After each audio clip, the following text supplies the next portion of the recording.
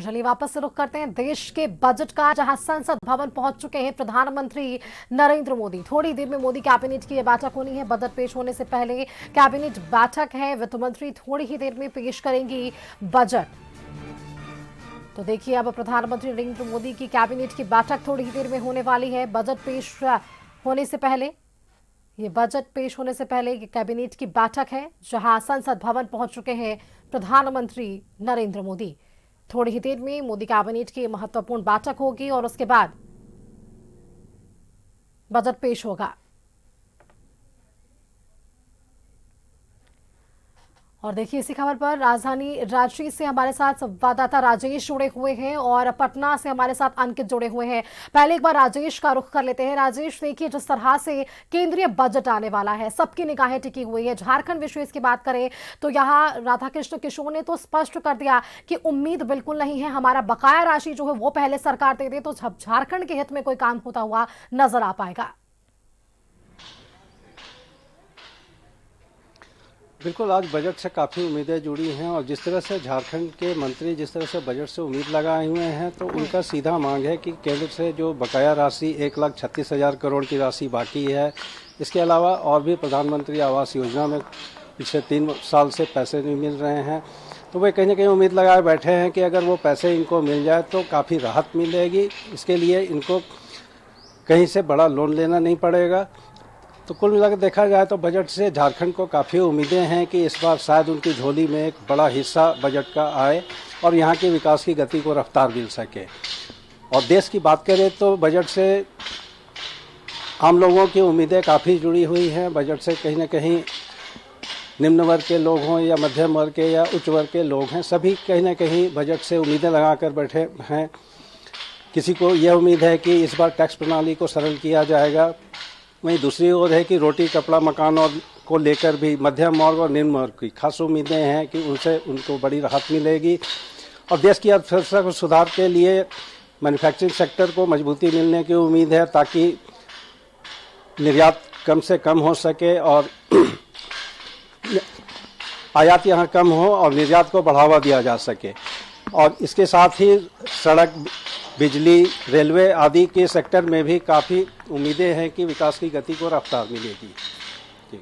बिल्कुल बिल्कुल राजेश, देखिए अब झारखंड राज्य का विकास कैसे हो इस पर विशेष फोकस जरूर है। और आपने देखा भी होगा पिछले दिनों जो मुख्यमंत्री हैं हेमंत सोरेन, वो भी दावोस दौरे पर थे। कई वहां पर संभावनाएं जरूर नजर आ पाई है झारखंड के विकास के लिए। लौटेंगे आपके पास, बने रहिएगा हमारे साथ। राजधानी पटना से संवाददाता अंकित भी हमारे साथ जुड़े हुए हैं। अंकित, बिहार वासियों के लिए भी बेहद खास होने वाला है ये बजट, क्योंकि आपको याद होगा पिछले बजट में पिटारा खुला था बिहार वासियों के लिए, लेकिन इस बार इस बजट में क्या कुछ सम्मिलित किया गया है, बिहार की जनता को क्या सौगात मिलने वाली है, इस पर सभी का फोकस है। और सबसे बड़ी बात है कि रेलगाड़ियों को लेकर यहां पर लगातार चर्चा हो रही है कि शायद यहां पर एक बड़ा निवेश हो सके और एक बड़ी जो यहां पर जो जिम्मेदारी है वो बिहार की सरकार को केंद्रीय वित्त मंत्री निर्मला सीतारमण आज बजट के दौरान पेश करती हुई नजर आ पाएंगी।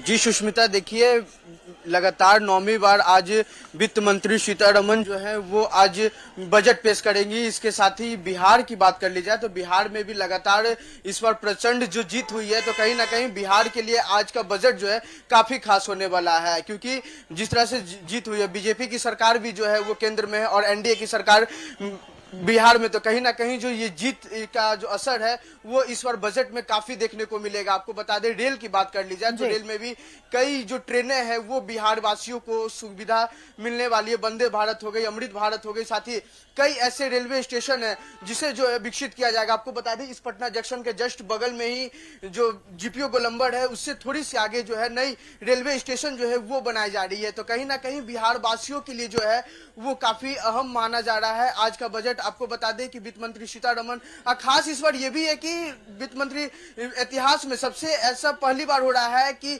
आज रविवार का दिन है और रविवार के दिन जो है वो देशवासियों के लिए जो है आज बजट जो है वो पेश की जाएगी। अब इससे पहले कभी भी ऐसा नहीं हुआ था कि रविवार का दिन जो है बजट पेश किया गया था। कुछ जनता है उनसे भी जानने की कोशिश करेंगे कि अपेक्षाएं क्या रखती हैं, खासकर बिहार में जिस तरह से प्रचंड जीत हुई है, इस बार जो आम बजट आ रहा है आज उससे क्या अपेक्षा रखते हैं अंकल आप लोग?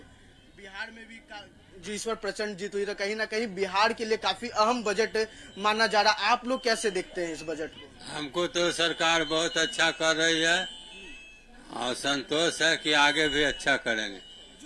किचन का आइटम होता है, रसोई का आइटम होता है, रोजमर्रा का आइटम होता है, उससे क्या जीएसटी कम होना चाहिए या फिर शिक्षा के क्षेत्र या हेल्थ के क्षेत्र में कैसे इसको देखते हैं? सब ठीक है और आगे भी ठीक रहेगा हमारे अति से। मैम आप महिला हैं तो महिला लगातार जो है सबसे ज्यादा रोजमर्रा का सामान हो गया, गैस सिलेंडर हो गया, फिर खाने का आइटम हो गया, क्या कैसे देखते हैं उस पर कम होना चाहिए रेट या फिर अभी जो चल रहा है वो वर्तमान में काफी अच्छा, क्या अपेक्षाएं क्या हैं आपकी? थोड़ा सा कम होना ही चाहिए, जरूर जरूर कम होना चाहिए। एक बेग बढ़ गया है, पहले जो तो अचानक नहीं बढ़ गया, थोड़ा कम होने से सुविधा हम लोग की होगी। जैसे में क्या क्या कम होना चाहिए मैम, किस किस चीज पे? क्या बोलेंगे, घरेलू जो सामान है सब थोड़ा कम होने से हम ही लोग की सुविधा की बात होती होगी ना। जो गैस सिलेंडर का दाम अभी चल रहा है 900 रुपया, क्या वो सही है? नहीं, थोड़ा सा कम होने से ठीक। सबको के लिए पॉसिबल नहीं होता है, फिर डिलीवरी चार्ज लेके तो ठीक है, थोड़े होगा।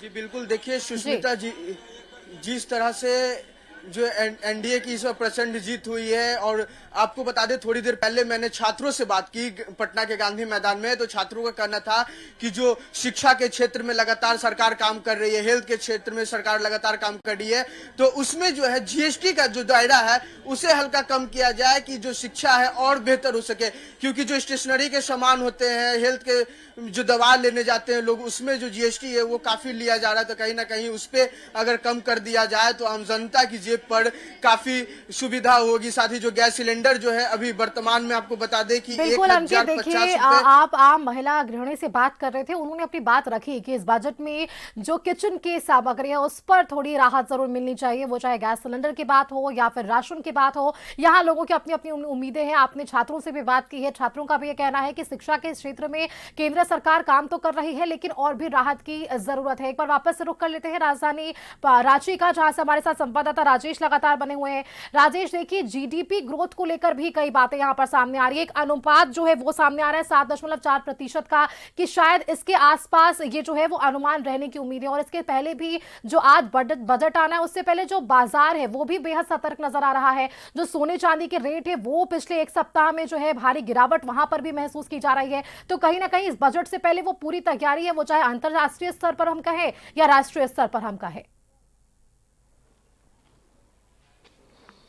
बिल्कुल, देखिए अर्थव्यवस्था को मजबूती के लिए जीडीपी का रेट बहुत अहम हिस्सा है, और उसे मजबूती प्रदान करने के लिए कहीं ना कहीं इस बार केंद्र सरकार ने बजट को अच्छी तरह से पेश करने की तैयारी की है।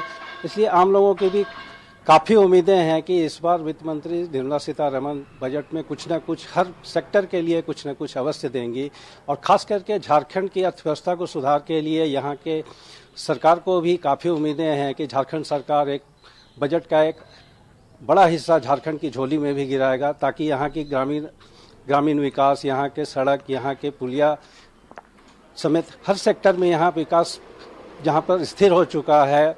झारखंड में मैया सम्मान योजना लागू होने के बाद यहाँ की अर्थव्यवस्था काफ़ी चरमरा गई है, सरकार का खजाने लगभग खाली है, तो कहीं ना कहीं एक फंड की ज़रूरत है। और केंद्र सरकार से काफ़ी उम्मीदें हैं कि राज्य सरकार की झोली में इस बार बजट का एक अहम हिस्सा है, ताकि यहाँ की अर्थव्यवस्था को गति मिल सके। अब बिल्कुल राजेश, देखिए ये झारखंड के परिप्रेक्ष्य में बात है कि किस तरह से यहाँ पर उम्मीदें अब राज्य सरकार को है। एक बार वापस रुख कर लेते हैं अंकित का। अंकित, देखिए अमेरिकी टैरिफ और वैश्विक अनिश्चितता जो है वो भी एक बड़ा सवाल है कि जिस तरह से इस तरह अब जो तस्वीरें हमने देखी है, क्या अमेरिकी टैरिफ का बड़ा असर इस पूरे बजट पर पड़ता है, ये भी सबकी निगाहें यहाँ पर भी टिकी हुई है।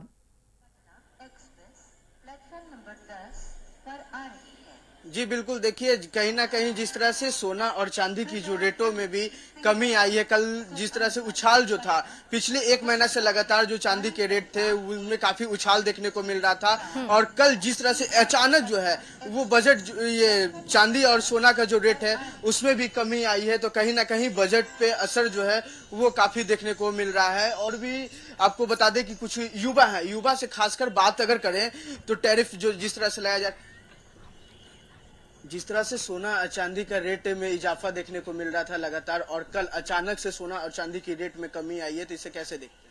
इनसे पूछिए, ये बताएंगे और इनसे। भैया कैसे आइडिया नहीं है? देखिए आइडिया हालांकि जो युवा है उसमें अभी नहीं है, तो कैसे देखते हैं भैया सोना चांदी का जिस तरह से रेट में इजाफा हो रहा था और आज अचानक से कल देर रात जो है कमी आई है, उसमें कैसे देखते हैं आप? क्या बजट में इस बार? नहीं, ऐसा कुछ नहीं। वो तो पता था कि एक साथ बढ़ेगा और फिर वापस डाउन होगा, उसका कोई वो है नहीं, वो तो होना था। गाड़ी संख्या 1328 आज का जो बजट है, आप युवा हैं, ठीक है, तो कैसे आप देखते हैं? क्योंकि शिक्षा का क्षेत्र में हो या फिर हेल्थ के क्षेत्र में लगातार सरकार जो है काम कर रही है, तो उस पे बजट में क्या असर देखने को मिलेगा आज? क्या अपेक्षा, आपकी अपेक्षा क्या है?